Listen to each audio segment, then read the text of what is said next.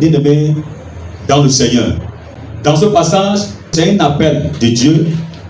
Il nous demande, il nous dit que si nous prêtons attention à sa parole, si nous acceptons sa parole, si nous la conservons, il va nous donner de l'intelligence, il va nous donner de la sagesse, il va nous donner de la connaissance, il va nous donner du discernement.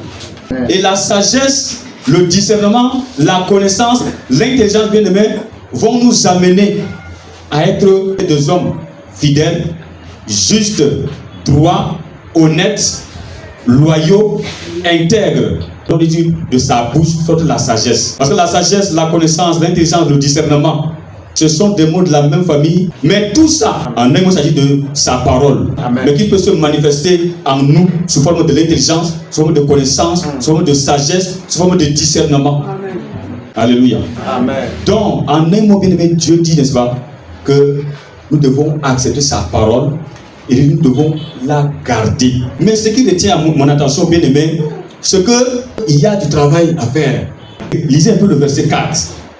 Si tu la recherches comme de l'argent, qui ne connaît pas chercher l'argent ici? Tout le monde cherche l'argent. Amen. Même les enfants qu'on envoie à l'école, là, c'est pour chercher l'argent. Si c'était seulement pour la connaissance séculière, là, n'est-ce pas? Il a un master, il a un doctorat, non? Il a de la connaissance, non? Pourquoi les parents continuent à se lamenter qu'ils n'ont pas eu de travail? Amen. Et personne n'aime le travail, c'est l'argent. Amen. Amen. Oui, parce que sinon, tu as ton master.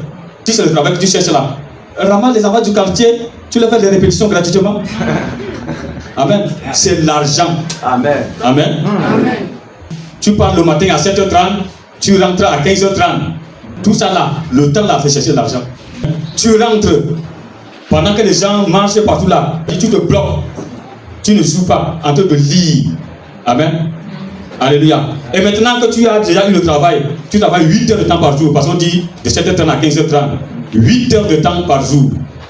Donc tu cherches l'argent 8 heures de temps par jour.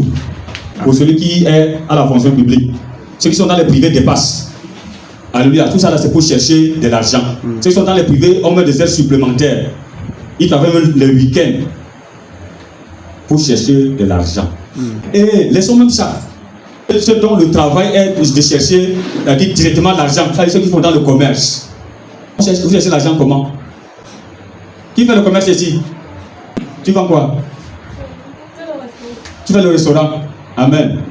Tu fais ça de quelle heure à quelle heure? De 6h à 18h.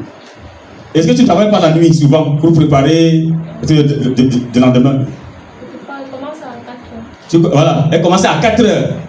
À 4h, elle se lève. Amen. À 4h, elle se lève pour chercher de l'argent. Amen. Qui se lève ici à 4h pour chercher Dieu? Alléluia. Alléluia. Oui, c'est vrai. Vous vous levez à 4h pour chercher Dieu, mais vous ne mettez pas le temps. Hein? C'est-à-dire, le temps continue. C'est déjà quelque chose. Amen. C'est déjà une très grande chose. Mais quand il commence à 4h, vous finissez à quelle heure? À 18h, en train de chercher de l'argent. Vous voyez comment? Donc, nous voulons chercher Dieu de cette manière. Amen. Amen. Nous devons chercher Dieu de cette manière. Comment chercher de l'argent. Donc, chacun ici, chacun de nous doit remettre en cause sa manière de chercher Dieu. Amen. Amen. Je sais, vous êtes là, nous sommes là, non? Parce que nous cherchons Dieu. Amen. Mais est-ce que réellement nous cherchons Dieu comme on cherche de l'argent? Est-ce que réellement tu cherches Dieu comme tu cherches de l'argent? Alors, bien aimé, fais l'effort jusqu'à ce que ça devienne une réalité pour toi. Amen. Si Dieu a voulu faire mention de ça dans sa parole, ça veut dire que c'est très important. Amen. Amen. Et Dieu a pris ça bien aimé pour nous amener à aller chercher de cette manière-là.